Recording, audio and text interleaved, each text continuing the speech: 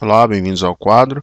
Continuando o nosso estudo aqui sobre lançamento horizontal, eu vou resolver um exemplo para mostrar a aplicação das fórmulas que a gente desenvolveu até agora, né? O exemplo é o seguinte: a gente tem aqui um avião que voa a 5 metros por segundo, está voando até devagar, né? Vamos colocar que esse avião está voando a 50 metros por segundo, é melhor.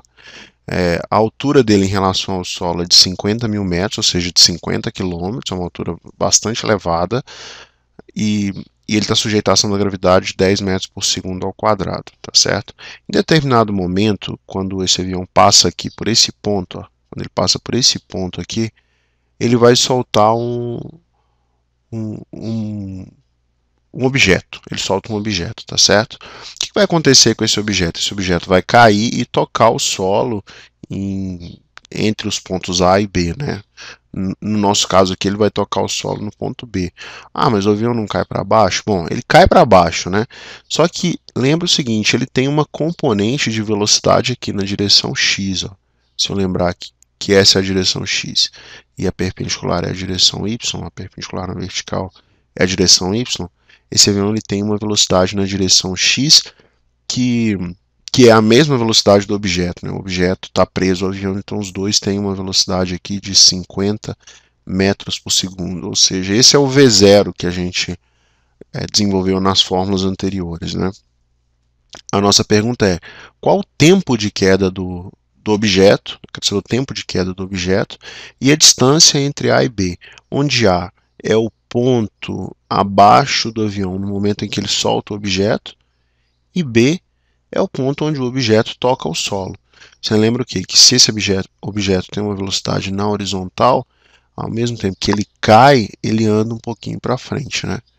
Isso a gente aprendeu em composição de movimentos e vai ser muito útil em todos os problemas que vocês resolverem, né? Por exemplo, nesse momento aqui, o bloco tem aquela velocidade v0 e tem também uma velocidade vy, tá certo? Que vale menos g vezes t, como a gente aprendeu a calcular, tá bom? Então a primeira coisa que eu quero calcular é o tempo de queda do avião. Bom, para calcular o tempo de queda, é só usar a expressão que a gente aprendeu a desenvolver, né? Então, para resolver a letra A, o tempo de queda é 2 vezes h sobre g. Bom, a gente sabe que aqui a gente tem 2 vezes o h vale 50 mil metros, dividido pelo g, que vale 10 metros por segundo. 2 vezes 50 mil, eu posso simplesmente cortar esse zero com esse zero de cá, e a gente tem que o tempo de queda é a raiz de 10 mil, tá certo? O tempo de queda, portanto, é igual a 100 segundos. A velocidade está em metros por segundo, a altura está em metros, então o resultado sai em segundos. Qual foi o alcance do avião? O alcance a gente já aprendeu a calcular que é o V0 vezes o tempo de queda. Bom, o V0 é de 50 metros por segundo. E o tempo de queda é de 100 segundos, ou seja, o alcance é a distância entre A e B, tá certo? A gente quer calcular a distância entre A e B, que na verdade é o alcance. Essa conta dá igual a esse segundo corta com esse segundo.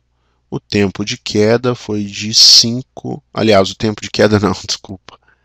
O alcance foi de 5 mil metros, tá bom? Então ele conseguiu atingir uma distância 5 quilômetros depois do ponto B. Aí se eu quiser saber a velocidade, né, vamos pensar aqui numa letra C, velocidade em B. Velocidade em B na direção Y. Eu quero saber a velocidade em B na direção Y.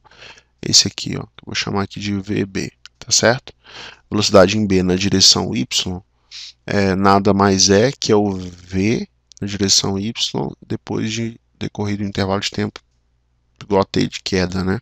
Tempo de queda, que é menos G vezes T de queda.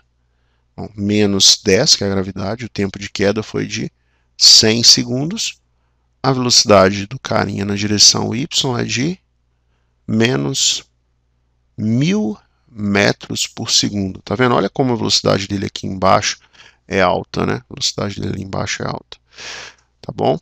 Se você quiser saber a velocidade resultante, V resultante, não vou fazer a conta aqui agora, tá?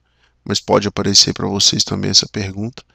A velocidade resultante, ó, você lembra o seguinte, que a velocidade resultante, eu tenho aqui uma componente na direção y, tenho aqui uma componente na direção x, a resultante é essa, né? Bom, triângulo retângulo, e eu quero saber a hipotenusa. Então, VR ao quadrado é V0 ao quadrado, que é a velocidade na direção x, mais VY ao quadrado. Então, VR é igual a raiz de V0 ao quadrado mais VY ao quadrado, onde V0, 50 metros por segundo, e o VY é esse aqui, ó, menos 100, menos 1000 metros por segundo. Um grande abraço, espero que vocês tenham gostado e até a próxima.